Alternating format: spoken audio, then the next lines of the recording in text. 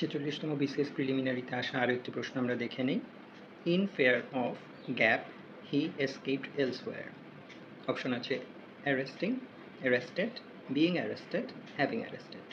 তাহলে আমরা এই বাক্যটির দিকে যদি তাকাই, সে অ্যারেস্ট হওয়ার ভয়ে অন্য কোথাও পালিয়ে গিয়েছিল। অ্যারেস্ট কি সে নিজে নিজে হবে নাকি অন্য কারো দ্বারা অ্যারেস্ট হবে?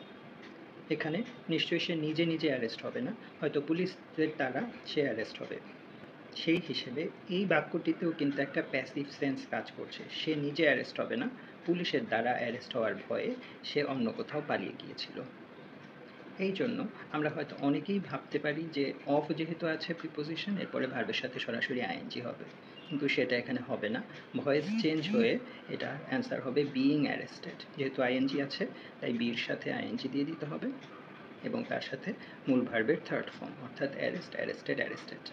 এটার অ্যান্সার হবে being arrested. In fear of being arrested he escaped elsewhere.